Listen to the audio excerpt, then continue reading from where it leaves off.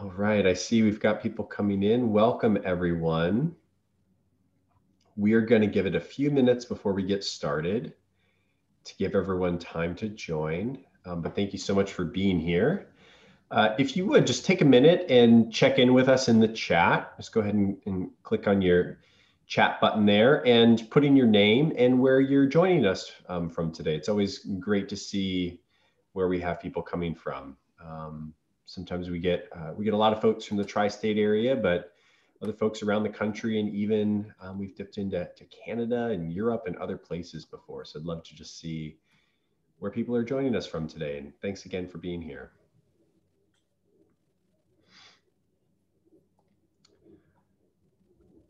All right, Niagara Falls, awesome. This is great. Somerset, a couple of people from Niagara Falls, nice.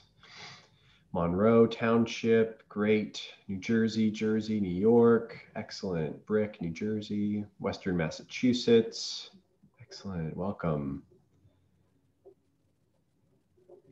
From Hospice, excellent, thank you. Toronto, yeah, awesome. Hi, Leanne, thanks for coming. New York, East Hanover, Cranford, Mount Vernon. This is great. A lot of folks coming from a lot of different places. Austin, Texas. Welcome, Kimberly. Probably have some nicer weather than we do even up here. Jackson, Tennessee. Excellent. Thanks for coming. Rochester, PA, Rockland County, Washington, D.C. Awesome. Yeah, so if you're just coming into the room, welcome. We're giving it a couple more minutes before we get started. And if you would just, type your name into the chat and let us know where you're coming from. That'd be great.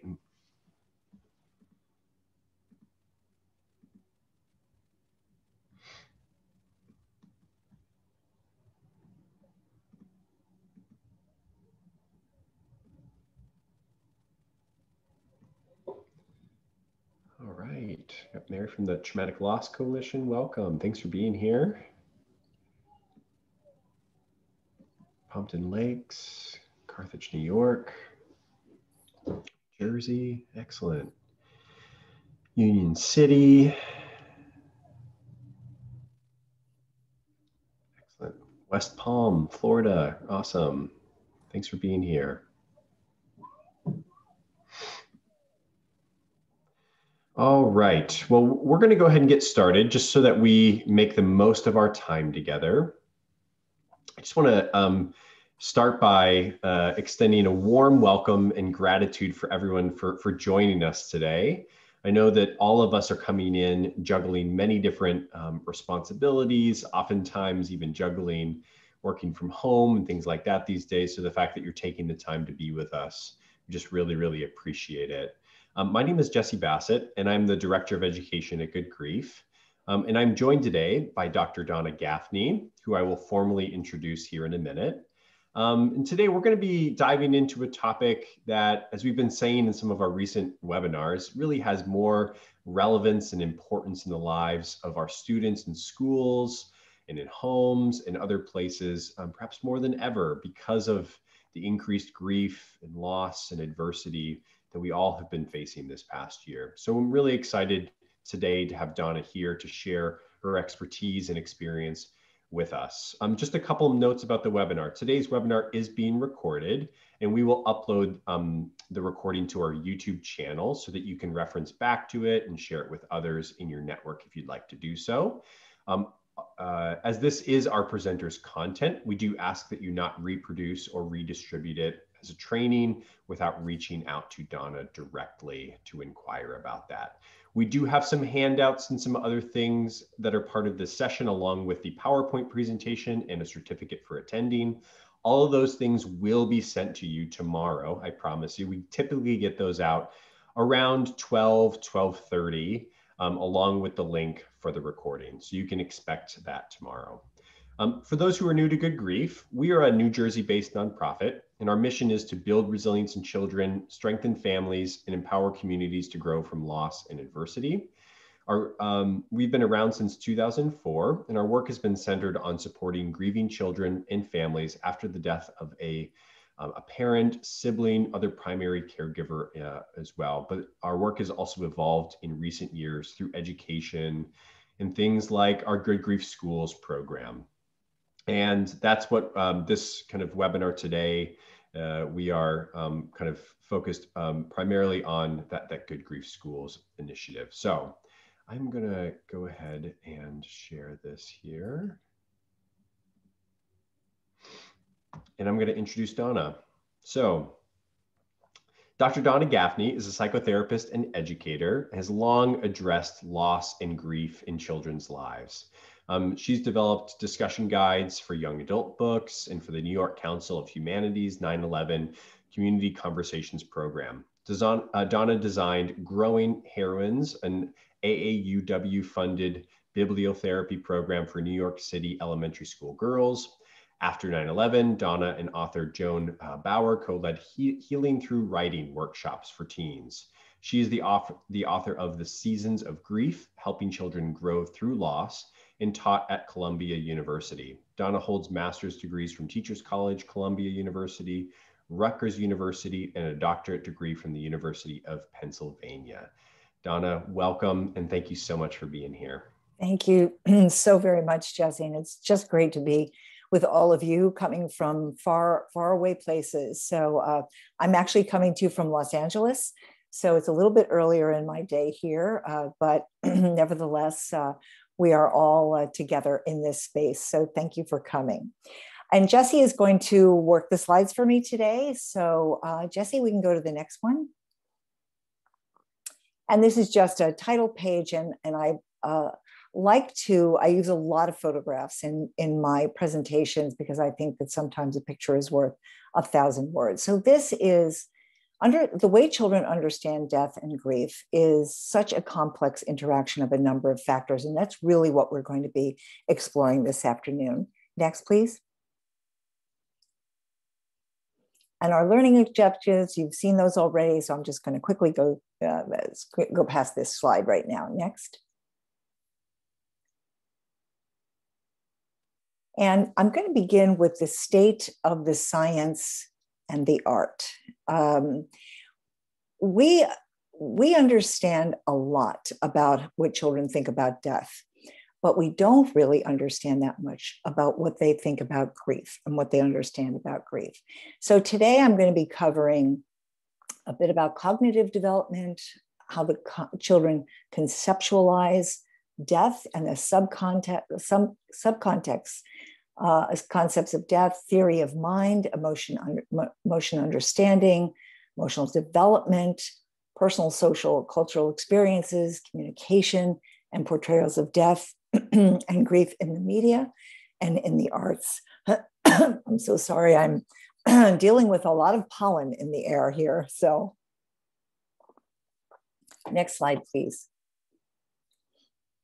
So what do we already know about how children understand death?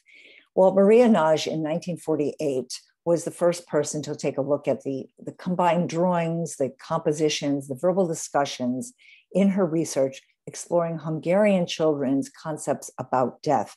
And this was really one of the original pieces of work in this area. She noted that the maturity unfolded as a child grew. Their thinking processes went from primitive ideas to more complex thoughts that resembled more like adult thinking about death. This emerging maturity allowed them to really not only understand what is happening and how it's happening, but then appreciate the emotional connection that they had to each one of those.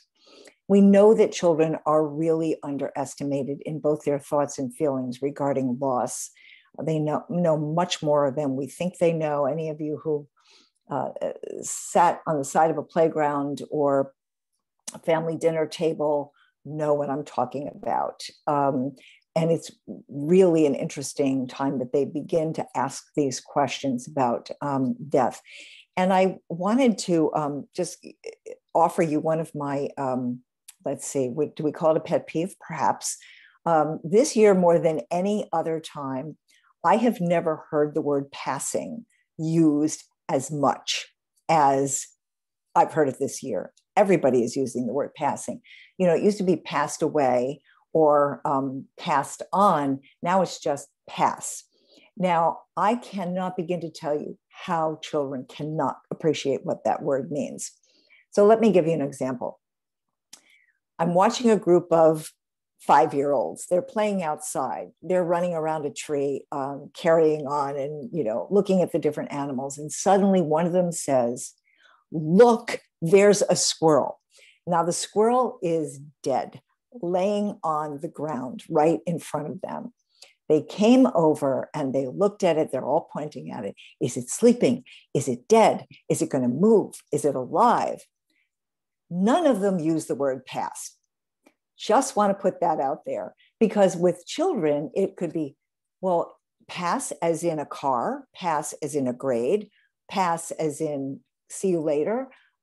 So that is a very challenging word. And I know that at Good Grief, those kids use the word death and died because it's something that they can really, really appreciate.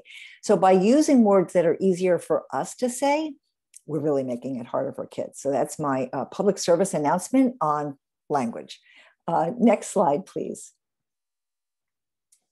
So here's some of what we know about. Thank you, Danielle. I just saw that. Danielle said, thanks for the PSA. So looking at the development of the child's concepts and subconcepts of death is really crucial. First of all, they see it as, when they're very young, they may see it as reversible, that someone will come back. And so it goes from reversibility to irreversibility and permanent. The understanding that death is a permanent state from which there is no return to life. And that could occur as early as 3, but it's usually a little bit later, usually by 8 for most kids. Now, as a therapist, I've worked with many families, with bereaved families. And I remember one family was telling their children their father was very ill and was not going to survive. And so they decided that they would tell the children in advance of the separation and what was going to happen with their dad. Now, the children were really young. I heard about this after I became involved with the family, so I was trying to sort of pick up some pieces with that. And so they told the little boy, who I think was about 5, and he said, okay, and got up and left the room and went out to play. And of course, at that moment, we knew that there was no comprehension on his part of the permanence of his father's death, or even what death was. So I guess it was the dad died. And then maybe about a month later, early in the morning, the mother heard her son crying. So she went downstairs and found him in the kitchen, sort of huddled in a corner between 2 cabinets, just sobbing his eyes out, crying his eyes out. And she said, "What's wrong? Tell me what's going on." And he said, "I know you told me that Daddy would be gone, but I didn't think it would be for this long." And I think that really captures that particular stage of the concepts of death. The next stage the next development of the concepts of death is really about the inevitability and universality. That is that children, people, animals, plants, all living things die at some point in time. And they begin to connect with that information. You'll begin to hear questions from them around the age of 5 and 6, and especially in families when they begin to ask what happened to, I'm a grandmother, and so I often get questions from my grandkids about, well, if I talk about my father, they want to know where he is and how he died. And then, you hope that children will say, "I wish I could have met him," or "That's sad that I can't meet him." And that's really beginning to get into that sort of that emotional aptitude of being able to appreciate and be empathetic. Also applicability, the understanding thing that only living things can die, that we don't want to personify inanimate objects. Also, cessation, the understanding that all bodily processes cease to function upon death. So when we talk about what happens when someone dies, we talk about the absence of those bodily functions. And finally, causation, the understanding that death is ultimately caused by a breakdown of body function. And that's when you can begin to help them understand about different illnesses. And that really occurs much, much later. Children don't understand at a very early age about that piece of information. So by age 10, most children conceptualize death as a fundamentally biological event that inevitably happens to all living things, ultimately caused by irreversible breakdown in the functioning of the body. So those are pretty much the agreed upon concepts and subconcepts of death. Jesse, next slide, please. However, children can also adapt or adopt the possibility of a religious conception. Now, for a long time, researchers thought you can't hold both of those things at the same time, that you can't think about the biological cessation of life and the afterlife of going to heaven, et cetera. But what the newest research has found, and that is, I have the citation for you, is that children can actually simultaneously hold biological and spiritual understanding of death at exactly the same time. And that's very encouraging for parents who are struggling with how to talk to their kids about death, that they can weave together those two aspects. Next, please. So there's been a lot of talk about, I think that we need to give that another arrow. I think it comes in slowly. Yeah, thank you. So much talk about death, so much talk about how kids understand death. But what are we missing? We are actually missing a very key variable, a very key factor that really helps us work with kids. Next slide, please. And that is the major piece of this complex puzzle is how they come to know and understand grief. We use the word grief with children all the time, but they don't really know what it is. Now, I know the kids that go to Good Grief know what it is, because that's one of the questions that they talk about in the first session. And Jesse, jump right in and correct me if I'm misstating anything. And I've seen Joe do this, Joe Primo, and I've heard Jesse and I have talked about it, that we explain to them what grief is. They don't know right away. Very often they associate it only with one emotion, and I'll talk about how they come to terms with that emotion. But we don't really, we don't talk about it in our culture. We don't talk about it in our schools enough. And so children are left with thinking that grief is an emotion. Well, it's really not. Grief is a really complex experience that all human beings go through. Next, please. And of course, we want to know, can we really be grief literate in this culture? I have probably gone through more literature and research on grief and children's understanding of grief and found literally very, very little, with the exception of a group of teachers in Cyprus who actually have integrated grief education into their schools. It's the only one I have found. So I met my colleague from Cyprus, and they're doing extraordinary work, talking, over 6 weeks, talking about grief and then integrating it. And it's educating children about how they can work with each other and be with each other as people are grieving. And of course, this is something that we should be doing in this country, especially this year, especially after the pandemic.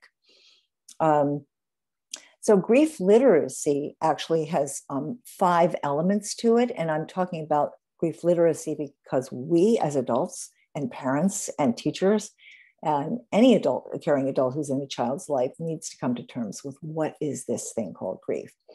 So Steiner identified 5 elements to emotional literacy. And this is very, very connected to grief literacy. Knowing and understanding your emotions, listening to others, being able to empathize, learning to manage our emotions, repairing emotional problems, setbacks, challenges, and putting it all together. So if we apply it to grief, we're recognizing and understanding the emotions associated with loss and bereavement. And it includes effective listening, active listening, communication strategies, self-compassion, and empathy, the ability to be aware and to read other people's emotions, enabling them to interact with each other about these very difficult topics. Next slide, please. So the important thing to remember is there's not one singular factor that sort of is the most important aspect of this this experience of grief and understanding it. It is a complex interaction, especially for children. The event, how significant is this event? Who is the person who has died? And I love at Good Grief, they talk about my person who has died. They're using all the right words. And it also sort of takes us off the hook of talking about who this special person is. Oftentimes we assume that children are grieving the loss of a very important person or a loved one, which is another word that gets us into trouble.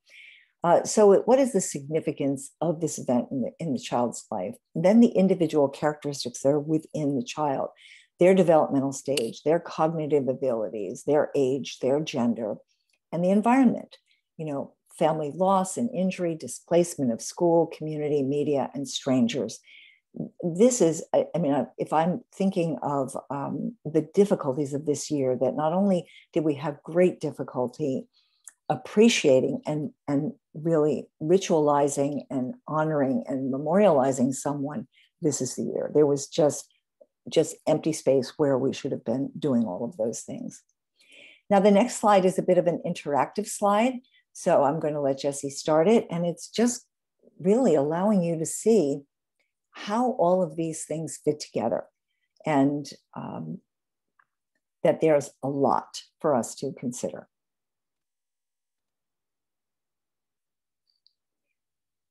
So the cognitive aspect is so important because it's about the way children think, the theory of mind I'll talk about in a few minutes. That's how they think other people think, emotional understanding or emotion understanding, that what are the basic emotions that kids see and feel and can recognize, first in themselves, then in others.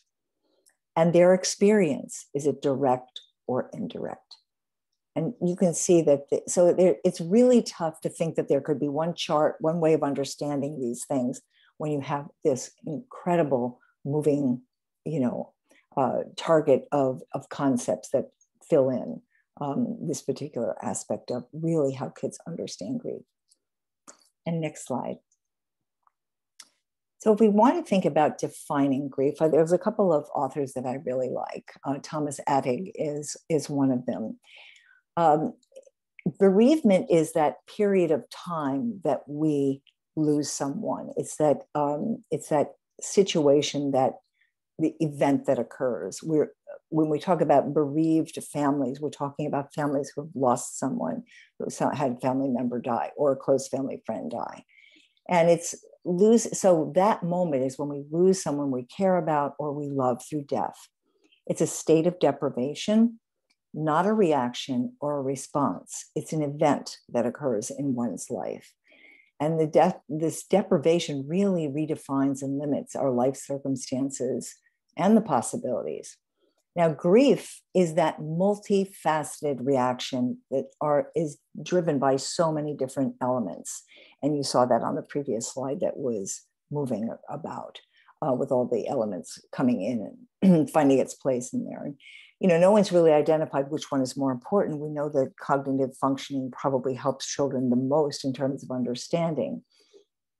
So grief is that emotional experience, but it is filled with the psychological, the behavioral, the social, and physical reactions. And again, Attig very clearly points out grieving is neither simply a physical labor nor simply a meaning reconstruction. It is emotional expression and adjustment. It's neither behavior modification nor merely a family or community adjustment to loss. Grieving is each of these things all at once. So that gives you a real sense of the work that is done. Next slide, please. And again, here are the words that I just shared with you about what it simply is not, and how it all comes together, so that we can't just fix one thing.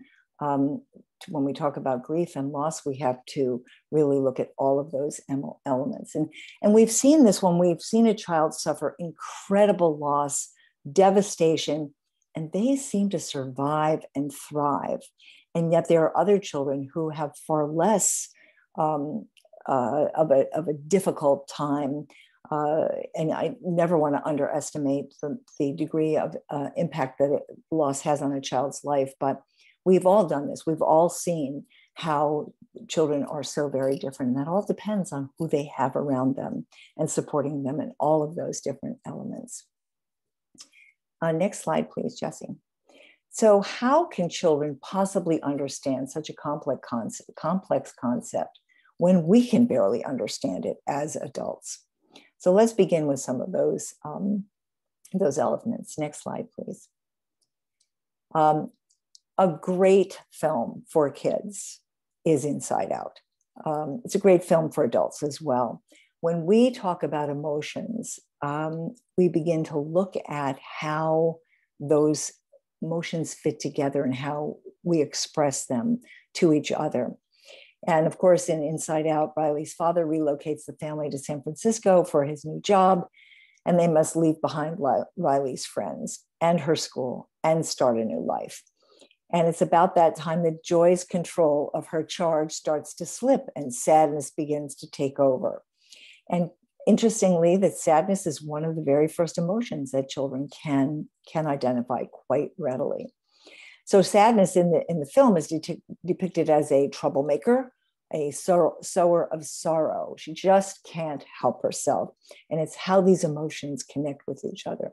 The interesting thing is that this film, the content of the film, is actually based on research on these 5 basic emotions that children experience: joy, sadness, fear, anger, disgust, surprise, and contempt. Next slide, please. And a number of people did a nice job with looking at all the ways the emotions in Inside Out are connected. And here you can see really the wide variety and variations on those different emotions, those 5 basic emotions. And I think that's a great opportunity for us, adults, teachers, counselors, parents, to be able to talk about those things.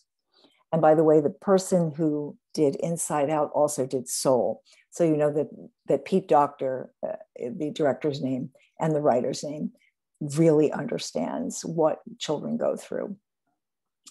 So next slide, please.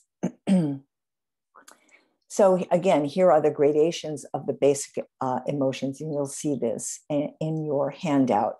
And what a variation there is, and how we can react to things in very different ways. And there's elements of fear, elements of anger that we all experience. Next slide, please. And again, here are the 27 emotions, the frequency, and this is a word cloud that can help us really appreciate how kids process these emotions. And next slide, please. So now, how do we understand the emotions of others? You know, kids are very good at expressing themselves. The biggest issue that we have had this year is that their masks have covered our faces and covered children's faces. So it's been very difficult for them to really understand the emotions of others. But hallelujah, today the CDC said, you don't have to wear your mask if you're vaccinated. So that still puts kids, though, in a different position because they're not going to be eligible for a while. But so if you say to a 3-year-old, and here he is, my 3-year-old grandson, my kids, by the way, are totally on limits when I integrate them into my presentation. I asked him, you know, what was anger, what was sad, what was surprise. And at 3, he was able to identify those things. So if he could do it for himself, he certainly can do it for other individuals. Next slide, please. So emotion understanding is a concept that we haven't really talked about that much. It's a very much of a cognitive, emotional framework for understanding how we process emotions. So we know the emotions of another person as well as ourselves. And it's essential for competent social functioning, primarily empathy. So if we have a child that can empathize with another child, then that really is a great foundation for being able to process that information themselves. Emotion understanding studies have relied on 3 modes of communicating emotions: the visual mode, facial expressions, etc., the auditory mode, what kids hear, crying, laughter, and certainly emotion matching in scenes. Can they identify the matching? Is this emotion? Is this sadness? And what does sadness look like? And we give them little scenes. Some of the researchers have done actually scenes that children identify. There are actually 9 components of emotion understanding. And at approximately 5 years, the understanding of important public aspects of emotions, their situational causes, and their outward expression of emotion is really what we want to see by the age of 5. In other words, they're just identifying emotions earlier than that, but really looking at the important public aspects. So looking out in the real world, what are kids seeing? By 3 or 4, as I mentioned earlier, children start to recognize and name the emotions. So really, we talk about ABCs, we talk about numbers, we should be talking about emotions as well, and how they identify expressive cues in the people around them. Most children at the age of 3 and 4 can recognize and name facial expressions of the basic emotions, which are those 5 emotions: happiness, sadness, fear, anger, frustration. And especially when presented as pictures. So this is a great opportunity when you're reading books to kids, or including books as recommendations for parents and family members, to have them look at the expressions on the characters' faces at the same time. Another component, by approximately 3 to 5 years of age, they begin to appreciate people's emotional reactions and how they depend on their desires. So wanting something and the emotion that's connected with that when you get it or when you don't get it, and how they respond to that. And around 7 years old, they really begin to incorporate different desires as well as the emotions that go along with it. And by the way, I have all of these references in the handout that Jessie will be sending to all of you tomorrow. And as they become older, up until about 6, children, they start to understand the relationship between memory and emotion. So they can actually reflect on other times that they were sad. And we can use that as a tool and a strategy when we're working, especially with bereaved kids. And they often talk, as they get older, 6 to 7, we talk about emotional control. And even though they feel one way, are they going to act on that in a disruptive or very angry way? How can they process that emotion, state what that emotion is without falling apart? And by 9 to 11, they're characterized as understanding of how an individual reflects upon that given situation from a number of different perspectives. So they'll look at another child, they'll see that child is sad or happy, and be able to figure out why that child was responding that way. And potentially there can be even a discrepancy between the outward expression of emotion and the actual felt emotion. So that again is another opportunity for exploration with kids. Just the other day, one child told me that she wanted to go to her room to just turn on the TV to distract herself because she didn't want to think about what a bad day she had had at school. So that's a pretty emotional, a kid who pretty much has that, emotional understanding. She knows that she didn't want to feel sad. So, so she really came to terms with how she could distract herself. And she said she left the TV, turned on the TV in case she needed it, because she didn't want to think too much about the bad day at school. Children by the age of 8 can actually begin to appreciate that you can have multiple or even contradictory emotional expressions to a given situation. So that's that mixed emotion piece, or the bittersweet experience of emotions. And from 8 years on, they begin to understand that negative feelings ensue from a morally reprehensible action, lying, stealing, cheating. And they begin to see that. And that positive feelings come from morally praiseworthy actions. So things begin to get turned to, woven together, how they see them, their lives, how things are unfolding in their lives. So that's just a little bit about emotion understanding. I encourage you to read more about this. It's really fascinating. And that's something that, we previously thought, well, maybe this is just what children feel, but it's much more complex, as you can see. Jessie, next slide, please. And this is from a colleague of mine who's an animator. She shared this wonderful slide called Cartoon Empathy. Facial expressions are the keys to recognizing emotions in others. And as we know, it begins in infancy. And as we also know, masking has really, really been a big problem for us this year.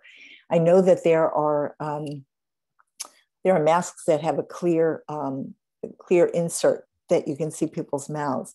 When I got them for my grandkids, they decided that they could wear it best over their eyes, like a mask, like Batman or something. So it didn't actually work so well with them, but they're made by a company in Boston, and it really helped people quite a bit. And next slide, please. So how do we identify emotions? And I talked a little bit about this. By age 3, kids have the ability to label a few emotional expressions. They understand guilt. They understand shame early on. They maybe can't identify it or clarify what it means to them, but they know it's a bad feeling and they're uncomfortable with it. Next slide, please. And again, elementary school children begin to understand that people can have mixed feelings. That's a really tough concept for kids to understand, that you could have joy and maybe anger or sadness at the same time. And this is very important when we talk about grief, because there is a full range of emotions that children feel when they are grieving. They can be profoundly sad one moment and they can be joyous the next moment. And I'm going to give a plug for the film Beautiful Something Left Behind, which just captures those elements exactly, that you can struggle with those two different feelings. We adults struggle with them as well. Next slide, please. Now, the theory of mind is when kids really appreciate and have the ability to think about mental states, both your own or their own and the mental state of others. So briefly, let's just go through that a bit. Jessie, next slide, please. So the ability to think about the thoughts, emotions, desires, beliefs of our own and those of others. So that is, you're meeting, a child is in a social situation, and they are coming to terms and identifying what another child might think. Now, we hear this all the time from kids. Well, he wants my toy. Or, the very young children with the difficulty of sharing, because they assume that somebody else is having the exact same thoughts that they are. And recognizing that those mental states may differ from our own, and that is empathy. Again, so we saw the recognition of emotion. Now we recognize, or now we want the children to recognize how they interact with others and how our feelings can be different from that of another person. And that really is the beginning of empathy. Developing a theory of empathy is really, guided by a key stage of child development. It helps with problem solving, with conflicts, develops social skills, and it really helps orient them to a number of different parts of life that they may struggle with. It is pro-social orientation, and that is this voluntary behavior intended to benefit another person. So they're really anticipating what another person is thinking at the same time. Empathy, sympathy, and caring have been related to high status within a peer group. Accomplishing one's own needs, maintaining positive relationships with others. Those are all related to theory of mind. So it's that pro-social orientation, being kind and considerate and compassionate to others, while you are not actually having that same thought yourself, but can appreciate other people's emotions and mental states. It also helps kids build really important social cognitive skills that involve the ability to think about the other person's mental state. It encompasses the ability to attribute mental states, including emotions, desires, beliefs, and thoughts, to other people. Theory of mind actually develops over a lifetime. I'm sure we all know adults that don't really get it when we're talking about what we might be feeling. Use of language can play a role in the development of theory of mind. Children typically begin to answer false belief questions around 4. And there's a number of experiments where they take the perspective of the other, and you imagine that a child is left alone in a room with a group of toys on the floor, and the adult leaves the room, and the child is, oh, I wonder what I'm going to do with those toys. Am I going to take them for myself? Am I going to hide them? So the theory of mind is what the child who's watching that experiment thinks is happening in that particular scenario. Children who are deaf or on the autism spectrum have difficulty developing their theory of mind. Every time we interact with a child, talk to a child, we have an opportunity to put into words what we are both thinking and feeling. And I know that sometimes I've heard parents and teachers and other caring adults say, well, I don't want to say anything to upset the child further, or I don't want to say the wrong thing, and you hesitate. Trust me, trust Jessie on this, that saying it is the most important thing. Honesty is the most important thing. So when we're talking to a child, we reflect on how we might be feeling and how the child might be feeling, and because that's putting into words what I'm feeling and what the child is feeling as well. We also want to use mental state words like desire or want, or like love, wish, hope, dream, prefer. Those are all words that can really help children develop this theory of mind so that they have an appreciation for what others are thinking. The emotions, naming the emotions. Also, there's these modulations of assertion, words like might or maybe, perhaps or possibly. Those are words we don't use that often with children, because as they get older, they come to terms and understand a little bit better. And think and know. So we ask the child when we're reading a story, and I have one of the handouts you're going to get is a book list for great ways to have conversations with kids over a book. And this gives you a great opportunity to explore all these different aspects. So when you're reading to a child, do you know what that is? Asking the child. Well, she knows that's going to happen. Does she know that? Or they're thinking hard, or let me think, or I think it's lovely.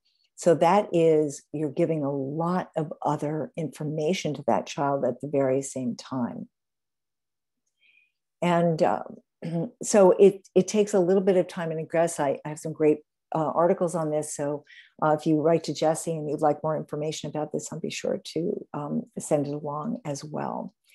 And I think that we are sometimes surprised by how children really understand more than we think they do.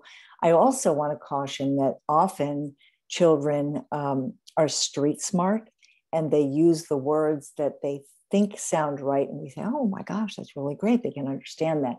But then if you keep listening to them, you'll see that they really don't understand it. So that's another consideration. And Jessie, next slide, please. And this is, thank you, Jessie, 5-minute warning. This is in your handout. This is the exercise I was talking about, taking the perspective of another person. Next slide, please. And this again is another example of, you'll see that in your handout, children's ability to label another one's emotions. And the next slide. And emotions in grief. Here, the researchers have found that sadness is the number one emotion that children identify with grief.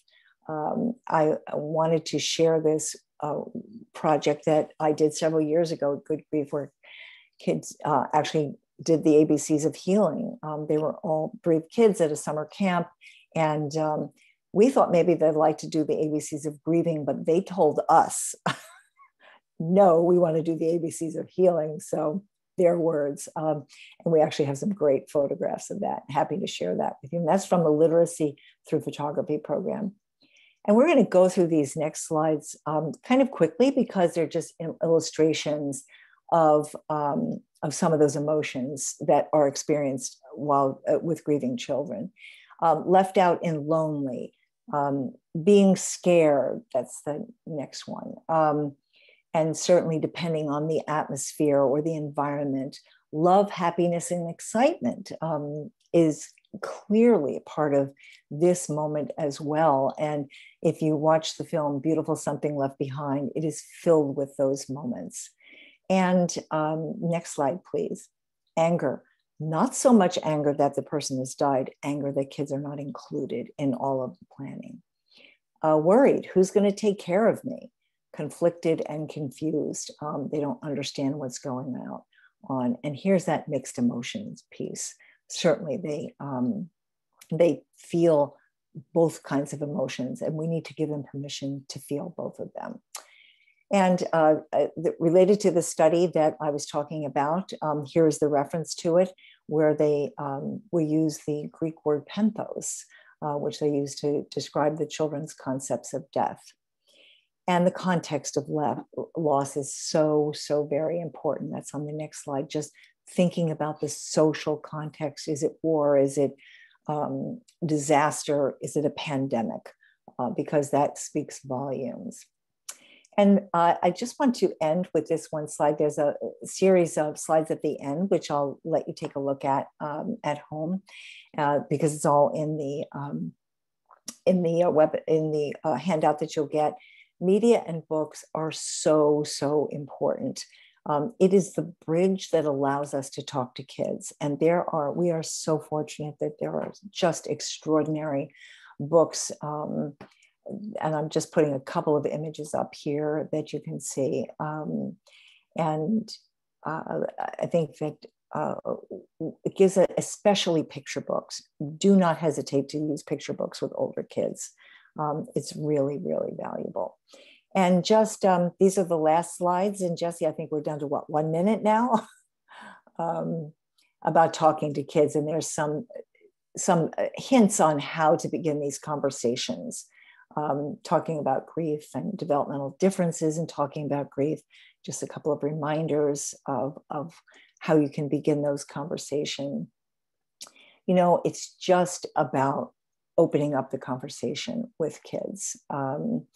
Adolescents, of course, are our biggest challenge because they think that they know everything, and they are very clear about what they want to do and say. So did we have any questions, Jessie, that we're barreling through the last few slides here? Yeah, let's go ahead and open it up. And I'm sure people are kind of churning over your presentation a little bit. So we'll give them a minute here to think about that. Sure. So if people would be willing to use the Q&A box, if you have any questions, that's an easier way for me to keep track of it. We'll take some questions here for the next 5 minutes or so. And maybe, Donna, just to get it started, I have a question that came up for me. Well, two questions really. I know this was a question that we had came up in some of our recent discussions. One is recommendation, or because I'm sure this is something people are thinking about, recommendations for parent resources. And I know you've got a great answer for this one that you might want to share with everybody. Well, I think that the most important recommendation for parents is education. And you know, again, there's this grief literacy and kids, and they need to know how kids are different than others. However, there's a wonderful, wonderful resource at Arizona State University called Resilient parenting for bereaved families. It's based on 15 years of research on what parents need, what kinds of educational programming they need, and it's now all online. So I think that it is a wonderful opportunity. I encourage all of you to take a look at it. Dr. Erwin Sandler is the architect of this extraordinary program. And they were, for years, he held the sessions at ASU. And then he followed these families for 15 years and found that there was less depression, less suicidality, more positive mental health in both the kids and the adults. And what he's done is he's taken that program and put the whole thing online for the parents, that is. So I encourage you to take a look at that. It's a great resource for families. Thank you. I'm seeing a couple more great questions here, Donna, so we'll Sure. tackle as many of these as we can. Sure. There was a question about there was interest in the active listening slide. They wondered if you could just discuss that a little bit and how that kind of plays a role in this conversation. You know, there's I did go to a journalism program, so I learned a lot about listening. It's about how you're listening and how you're engaged and how you're holding space for that child between the two of you. So it's not what you tell them, but it's about how you hear them, as the headline says across the top. So it's about finding the right time, seizing the right moment, not pushing something in at the last minute. It's a skill. You want the kids you want to say, talk to me, tell me more. It's many of the same things that I taught my graduate students. You know, to keep, I say that talking to children, talking to anyone who's expressing, you know, in the therapeutic process is about sort of like starting the train down the track, and the engine starts first, and then the child says something, and then you say, tell me more about that. That's the coal car that comes next. The child says, you know, continues to talk, and you say, well, describe for me what you're, you know, give me an example, really concrete responses to children so that they feel that they can then give you feedback in those moments. It's about children feeling understood. So eye contact is so important. Eye contact is so important. Children talk more. Also, we've had a couple of, I've heard parents say this, and I know Jesse has too, that parents will say, well, why isn't my kid talking to me? Or why does your sister talk and you not talk? That's a big burden to put on kids because they're all going to talk at their own rate and their own time. And so that they feel that they're not alone. And this is an opportunity for people to really embrace that space between the two of them. And also to begin the conversation, it's, you know, I remember walking into a group of kindergartners, you know, after 9/11, and I said, wow, what happened yesterday? And I was told by the principal that, well, they probably really wouldn't understand what was happening. Of course, they understood everything that was happening. And they talked about it. They talked about how their parents were crying. They talked about how they were watching lots of buildings fall down. So sometimes it's just, boy, there's a lot going on. What do you think is happening? And I think that's the cue card for talking about the pandemic as well. Jesse, what other? Yeah, we've got a couple more questions here. Maybe we'll get to one or two more. Sure. There's one question that came in that's about how soon would you recommend children to attend bereavement groups? And I'm assuming how soon after they've experienced a loss. Okay, I think that's a very individual choice. And I think that it really depends on the family situation and the parents. I think that there needs to be time for, it depends what time of year. If they're going to be going back to school or taking some time off from school, they might gradually reintegrate into, you know, their school situation, and then bringing them. So they're going to go back to school, maybe going to see their friends again, going to then, you know, go to a bereavement center. And Jesse, you may have from your experience, what do you find? When do you find families come? It is just as you said, it is a highly individual, decision to make. People will sometimes call us before the death has even happened, just in anticipation. Others the day after. Some others will take weeks, months, and even years. And we just work with every individual family to determine what is best for them. And it's such an individual choice. I mean, when I get a call and someone says, well, where can we go for counseling therapy? When does my kid need this? They may not want to do it at all. And I give them that there is no pressure on this. And it also depends about the support system in the family and who they have available to them. One of the greatest moments that I've ever experienced in my career, and I'm really going to be dating myself on this, but we'll go forward anyway. It was after the Challenger explosion. And that was really the moment that I said, this is the work that I need to do. I was sitting there collating my dissertation, and then up comes on the screen, the issue, the Challenger explodes. And I began to work with some families, and one family lost the dad. He died in the explosion, in the terrorist attack over Scotland. And it was over Christmas vacation, if some of you might remember that. This mom had such presence of mind. I've learned so much from her, and we are still friends to this day. She called the parents of all of her children's classmates and invited them to their house to socialize and be together before they returned to school. So there was not the empty seat on the school bus looming at the kids. And the parents all talked to the kids about what had happened to this child's father, the three children's father. So it was really extraordinary. It was about really preparing children for that moment when they have to re-enter the situation. Great. I think that's all the time we have for now for questions, Donna, but I'll just encourage folks, if you have additional questions, feel free to reach out to us, send us an email, and we'll do our best to connect you with resources. There have been a lot of questions that have come in about going back to different slides or the recording. And again, just a reminder, we will be distributing this tomorrow. I promise it'll hit your inboxes along with your certificate for attending, as well as the PowerPoint and the recording and everything else. So all of this will be coming to you.